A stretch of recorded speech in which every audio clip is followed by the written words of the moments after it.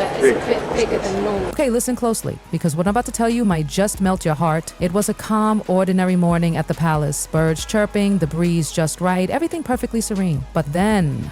oh, you're not ready for this. Something totally unexpected went down, and in the middle of it, Princess Charlotte. Yes, Charlotte, she spotted a royal guard. Yes, one of those men in the big tall black hats, swaying like he might fall any second. And then he did. He completely collapsed. Everyone else froze like statues, totally shocked, but not Charlotte. No way. She ran toward him, like without hesitation, with this look in her eyes, determined, kind, like she just knew she had to help. And what she did next? Huh, just wait.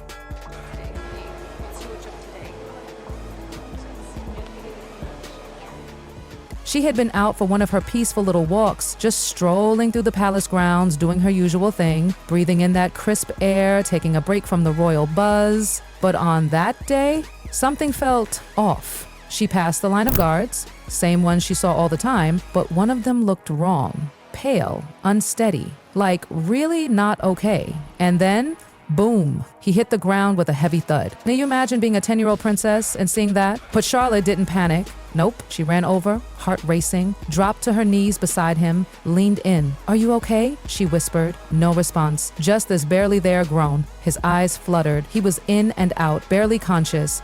And then, this part kills me, she opened this tiny bag she always carries. Yes, she carries her own little bag, so cute. Pulled out a small water bottle and a handkerchief and gently dabbed his forehead. I mean, who taught this girl this level of compassion? She didn't just shout for help and freeze. She took action, like someone twice her age. She tilted his head back carefully. Yes, she remembered her first aid training. She helped him breathe better, kept cooling his face, watching for any change, and just when staff finally came running, she didn't step aside like a scared child. No, she stayed focused, told him what she saw, what she did, and that he needed medical care. She was already putting the pieces together, because you know what? This wasn't just someone fainting. Something deeper was going on. And Charlotte, she felt it. They got him onto a stretcher, but she wasn't done, not even close. She didn't ask, didn't wait for a yes. She told them she was going with him. Her voice wasn't loud, but it was firm, unshakable, and they didn't question her. She had heard him try to say something. Bills, his son. It wasn't just about heat or a long shift. This was something personal, emotional, heavy. When they got to the medical room, Charlotte was right there, watching, quiet but alert. She wasn't leaving his side.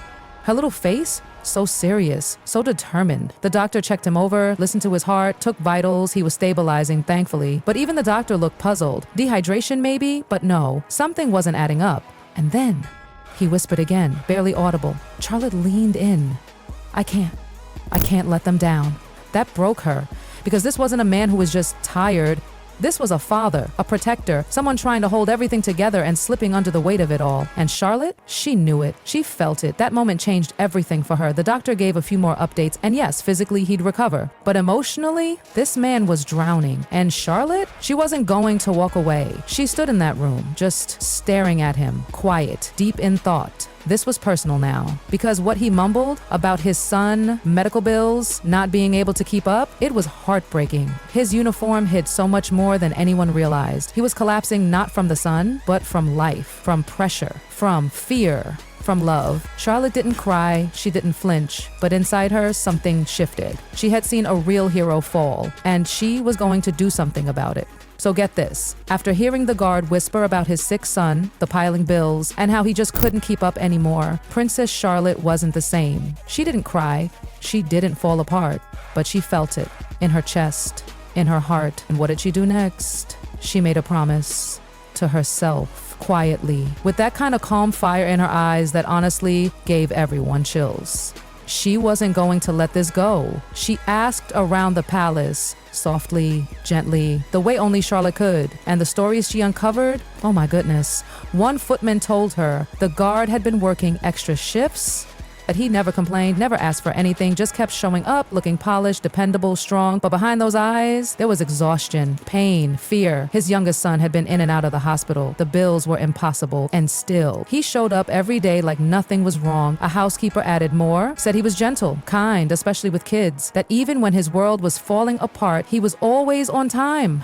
always composed. Charlotte listened to every single word. Every detail just painted this picture of a man who was breaking silently. And it hit her hard because you know what she saw now? Not just a guard, but a father. A man drowning in silence. And that silence, Charlotte was done with it. The next thing she did, pure magic. That night in her room, she sat surrounded by paper and pens. Her mind spinning. She wasn't going to just feel bad and move on. No way. She was going to act. She started putting together this little care package for the guard's son. A soft blanket stitched with his name. Yes, she had that arranged personally. Some storybooks, art supplies, all the things that might bring even a tiny bit of light back into that boy's life. And for the guard, a journal. Simple, elegant. A place to write it all out, all the pain, the stress, the feelings he'd been bottling up for who knows how long. She tucked in a gift card too, handled discreetly through palace staff just to help with groceries or whatever they needed. And here's what'll wreck you. The most important part, a handwritten letter from Charlotte. No scribe, no help. She wrote it herself. Every word straight from her heart. She told him his strength hadn't gone unnoticed, that his quiet courage mattered, that what he did for his family while serving the crown was extraordinary. She sealed the envelope with a golden crest, and she didn't feel proud. She felt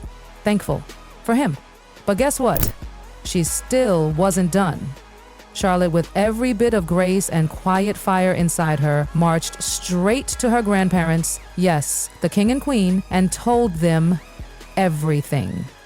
The fall, the whispers, the pain behind his eyes, the desperation in his voice. And then she made a request, not for attention, not for a reward. She asked for a commendation, a public one, a real royal recognition, because this wasn't just about him. It was about every quiet hero behind palace walls, the ones carrying the weight of duty and real life. And guess what? They listened, because Charlotte's voice, calm, clear, but impossible to ignore. And so, only days later, it happened. So, a few days passed, and then Charlotte's idea became real. The royal family made a quiet, heartfelt announcement that the guard, yes, him, would be formally recognized for his service and sacrifice. Not just with a thank you behind closed doors, a public commendation, a real one. When the day arrived, everything felt different. The palace grounds were still calm, but there was this feeling in the air, like something important was about to happen, something personal. The guard, now recovering, looking healthier but still a little fragile, stood tall before the royal family. And when he received the honor, oh my goodness, tears, quiet, honest, unstoppable tears, not just in his eyes, but in Charlotte's too.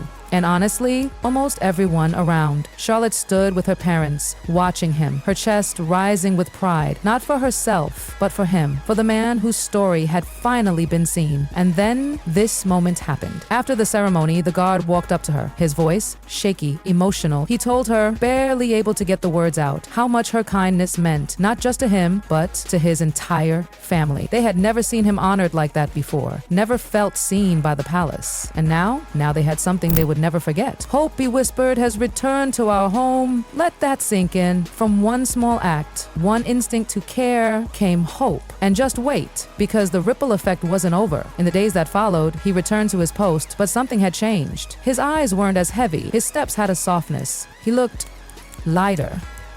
Because Charlotte's care package had reached his family. His young son, yes, the one who'd been sick, had smiled again. Wrapped in that warm blanket, stitched with his name, drawing with the new art supplies, his little room, once so quiet, now had colorful drawings everywhere. His wife sent a letter to the palace, a handwritten emotional note. She said, "You didn't just help my husband, you helped our whole home feel alive again." Charlotte read that letter slowly, carefully, like every word was sacred, and she thought about that morning, the fall, the panic, the stillness, and how it all led to this. Something beautiful, a wave of love from a single moment of empathy. But just when hearts were finally starting to rest, just when things seemed healed and hopeful again, a silence crept into the palace, and no one was ready for what came next. Charlotte vanished. Yes, vanished. Probably have to be diplomatic and sound like Bruce Forsyth, who's a famous old British entertainer who says to the contestants on his show, "You're all my favourites." It started like any normal morning in London. The skies were their usual pale grey, the streets moved in their quiet rhythm, and inside Kensington Palace everything looked ordinary. But if you looked closely, really closely, something wasn't right. That morning, the palace had this strange stillness to it, like the walls were holding their breath. The staff felt it, the air heavy, the halls too quiet, the routine off. Where was Princess Charlotte? Gone. No one could find her. Not in the garden where she usually took her walks, not in her favorite room with the giant window, not even in the study where she sometimes liked to sit with her books. She was just gone. And what made it even creepier? The silence from the palace. No public statements, no press alerts, no flurry of reporters camped out front. Nothing. The room, usually filled with warmth and little bursts of her personality, was silent. Too silent. One of the maids finally stepped in, and that's when they saw it. The note, folded neatly on her desk, in her own handwriting. No one had touched it. No one dared. Right beside it, her favorite stuffed toy. Gone. A single ballet slipper missing from its usual spot near the wardrobe. It wasn't loud, it wasn't messy, but it was real. And suddenly, the silence wasn't peaceful anymore. It was terrifying. Charlotte, the girl who had comforted a stranger, who had looked deeper into someone's heart than most adults ever could, was now the one everyone was worried about. Whispers turned into questions. The public began to notice. Royal watchers were confused. Where were the latest photos? Why hadn't she been seen at events? And then, finally, rumors leaked. Charlotte was gone. No explanation, no answers, no trace. The palace remained tight-lipped, but signs were everywhere. Security cars positioned differently, surveillance drones circling longer. Even her assistant had quietly stepped away from Diddy's, and yet no formal word. And just when the silence started to suffocate everyone, people began to remember the girl at the center of it all. Charlotte. The little girl who once wiped sweat off a guard's forehead when he collapsed, the one who comforted her brother during the Queen's funeral, the one who whispered strength into the ears of people too afraid to ask for help, the one who saw everything but kept her grace. She wasn't just a princess. She was heart, she was kindness, she was legacy in motion, and now she was missing. But before people could spiral into panic, before assumptions could take over, something shifted again. Because in the middle of the fear, the questions, and the endless silence, the story started to shine of Charlotte's courage, her compassion, her emotional strength beyond her years, and suddenly the world wasn't just waiting to find a missing girl, is remembering who she was, who she is. Her journey began with history, a royal daughter who kept her place in line to the throne even after her brother was born. She was born to shift tradition, but what no one expected was how deeply she touched people beyond the crown. She wasn't famous for fashion or poses or the perfect royal wave. She was known for her heart. The way she helped Louis sit straight at ceremonies, the way she studied George at his most emotional moments, the way she waved to strangers like they were old friends. Those tiny, honest moments made her real, relatable, and unforgettable. At only 10 years old, she carried herself like someone who had lived, someone who had seen. And now, in her absence, her light still glowed, because you can't vanish a spirit like hers. Not really. Charlotte isn't just a royal child. She's a quiet revolution, a whisper that turns into a roar. And though the mystery of her disappearance still leaves Kensington Palace in quiet suspense, one thing remains true. Wherever she is, Charlotte's story isn't finished.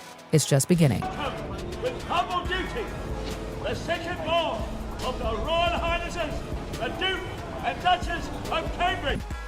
So, what do you think happened behind those walls? Was it just a quiet move or something more? Drop your thoughts in the comments, and if you were as touched by Charlotte's story as we were, hit like, subscribe, and stay tuned, because this little princess, she's the one we're all watching now. See you in the next video.